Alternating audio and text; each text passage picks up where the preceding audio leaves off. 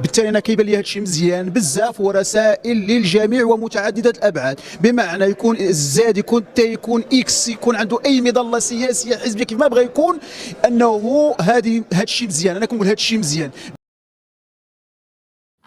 اهلا وسهلا، مرحبا بكم معنا اليوم في هذا الفيديو اللي غادي نشوفوا فيه الجديد ديال الاعتقال ديال البرلماني مبدع.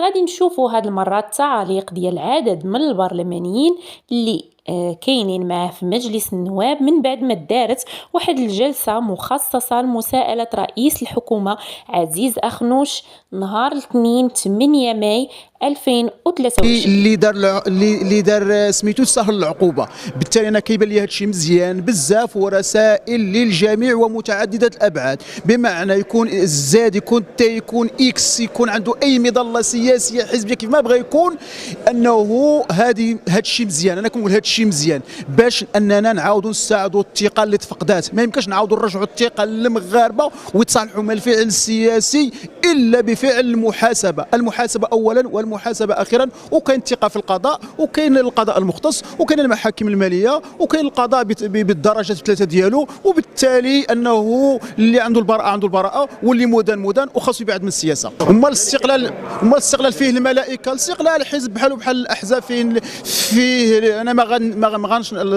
القناه البراءه حاضره، ولكن اللي متهم خاصو يبعد من الاستقلال، اللي مهما تكون صفته، مهما تكون سميته، مهما تكون عائلته. السياسه خاصها يدخلوا لها الناس اللي يستحقوها. هذا كان هو التعليق ديال هذا البرلماني على اعتقال مبدع. هذا البرلماني هو الفرفاري العياشي، البرلماني عن فريق الاستقلالي للوحده والتعادليه. قال كما سمعتوا على ان هذا الشيء ما مزيانش، وبزاف ديال الرسائل للجميع مهما يكون هذا السياسي باش نعاودوا نرجعوا الثقه للمغاربه ويتصالحوا مع الفعل السياسي عبر ربط المسؤوليه بالمحاسبه. وقال كذلك الجريدة تقود على أن اللي مدان وخاصو يبعد على السياسة، واللي عنده ملفات خاصو يبعد من حزب الاستقلال اللي هو حزب كباقي الأحزاب.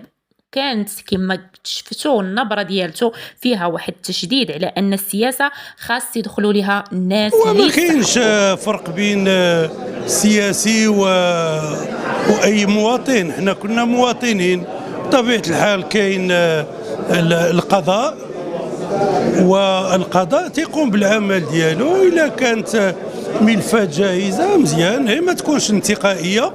وبصراحه ما استبعد ان تكون انتقائيه. دابا اللي كاين المهم هو نعجلوا بهذا الشيء، وان شاء الله تبان الحقيقه. وهذا هو بالنسبه لكل الاخوان، حتى رفعوا هذا اللبس، لان دابا المشكل الجو السياسي لم يعد مناسب للعمل باريحيه في ظل الاتهامات والاتهامات يعني مضاده. وهادشي ما غير صحي بالنسبه للبلاد ومن بعد المواطن، حيت يعطي الصوت ديالو، حيت يعطي خصو يدعمو. دابا المشكل هو انه الناس تيصوتوا ومن بعد تتبقى تضارب الاقوال اللي تلفنا كاملين. في الحقيقه ما بقيناش فهمنا يعني كي تيتمشى المشهد.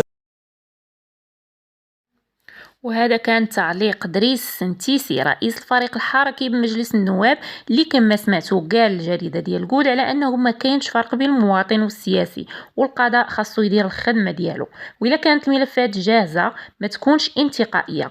وقال على انه كيعتقد بانه ما كايناش هناك انتقائيه، والهدف انهم يعجلوا بهذا الشيء وتبان الحقيقه. وقال على ان الجو السياسي ما بقاش مناسب للعمل باريحيه في ظل هاد الاتهامات اللي كيتبادلوها ما بيناتهم، وهذا الشيء غير صحي للبلاد. نعرفوا على ان الفساد مستشري في المغرب في جميع المرافق وجميع المفاصل ديال الدوله، وبالتالي يكون الفساد مستشري معناه على اننا عندنا مؤسسات رسميه اللي كيولجوها ناس متابعين بقضايا، ناس عندهم ملفات، ناس صدر في حقهم احكام، ومع ذلك كيولجوا لهذه المؤسسات.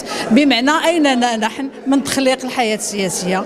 ايننا نحن من تصدي الفساد ومحاربه الفساد في الوقت اللي كنجيبوا منظومه انتخابيه كتسمح لهاد الناس بالولوج لهذه المؤسسات هذه؟ وبالتالي المفروض اننا الا بغينا نحاربوا الفساد محاربه شامله. ما تيمكنش لينا بعض الاعتقالات هي ما هي الا شجره اللي كتغطي غابه، اذا احرى بنا اننا نمشيو للغابه كلها، هي ما يمكنش لنا الفساد بنيوي، وبالتالي المحاربه ديالو ينبغي ان تكون محاربه يعني حقيقيه. البرلمانية فاطمة التامنين نائبة عن حزب فيدرالية اليسار كما سمعتو قالت على أن المنظومة للأسف القانونية كتخلي عدد من المتابعين يدخلوا للمؤسسات الرسمية، وقالت على أن الفساد كاين ومستشري في المغرب وفي جميع مفاصل الدولة، معنى أن هناك مؤسسات رسمية كيدخلوا لها متابعين في قضايا فساد، يعني ما كاينش مراقبة ولا محاسبة من هذا النوع. وقالت على أن المنظومة القانونية كتسمح بولوج هاد المتابعين حتى للبرلمان، وبالتالي من المفروض نحاربوا الفساد بشكل شامل. وبعد الاعتقالات كتكون واحد الشجرة اللي كتغطي الغابة، الفساد كيكون بنيوي وخاصو يتحارب من جديد. ولو ديك ملفات خاصة، ولكن هذا القضاء المفروض اننا نحترموا قرارات يعني القرارات ديال القضاء المغربي. الى ثبتوا الناس اللي فاسدين فخاص يعني يتخاذ فيهم يعني اللازم فيما يتعلق يعني مراحل التقاضي. كاين بعض الملفات اللي كتبقى واحد المجموعه من السنوات، هادشي ماشي معقول. يعني ما عدا هذا الشيء اللي كانت في حقه متابعات وفيه تقارير ديال المجلس الاعلى للحسابات وكان من المسؤولين، فطبيعي انه يعني يتعرض للتقاضي. كان هذا التعليق ديال مصطفى الإبراهيمي عضو مجموعة العدالة والتنمية، اللي قال على أنه يجب أن نحترم القضاء المغربي، ورفض رفض تام تأخير ملفات لسنوات عديدة، وقال على أن هناك تقارير رسمية والمجلس الأعلى للحسابات يعني عندهم مسؤولين خاصهم يتعرضوا للتقاضي، وهو كيحترم يعني حنا كنحترموا القضاء، والقضاء هو اللي عنده الكلمة الأخيرة في هذا الشيء. غنبقاو في البرلمان المغربي وغادي ندوزو الكلاش اللي دار البارح رئيس الحكومة عزيز أخنوش لوزين.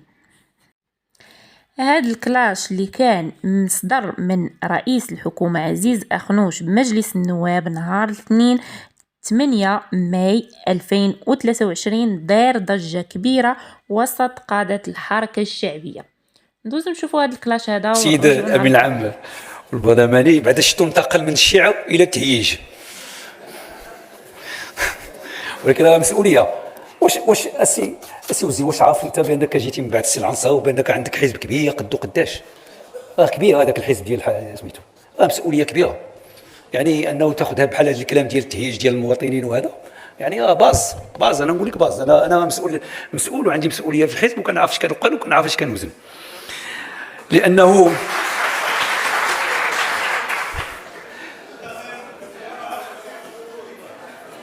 وتكلم هو ما يصفقوش هو تكلم وجاوبناه. هو انا صديق ديالي وكاين مشكل.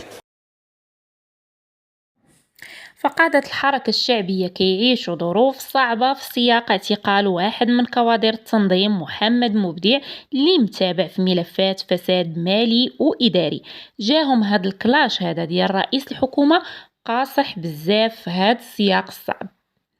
وقيادي في الحركة قال الجريدة الإخبارية قود على أن كان على أوزين يتريث في التدخل ديالو، وكان بإمكانه يعطي الفرصة لقيادي آخر يتدخل لأنه كيمثل مؤسسة الأمانة العامة وليس فقط نائب برلماني.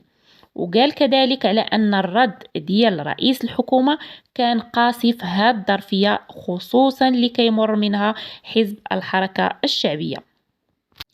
والزين اللي كان دار مداخلة هجم فيها بشدة على حصيلة مخطط المغرب الأخضر ودار شوية ديال البوليميك والمظلومية السياسية.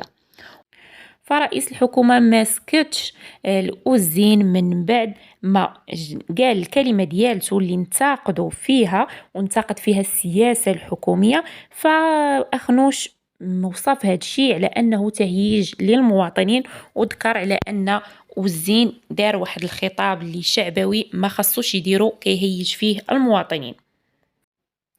وكانت هذه هي آراء البرلمانيين في الاعتقال ديال مبدع، وكذلك نبذة عن ما يدور في البرلمان المغربي.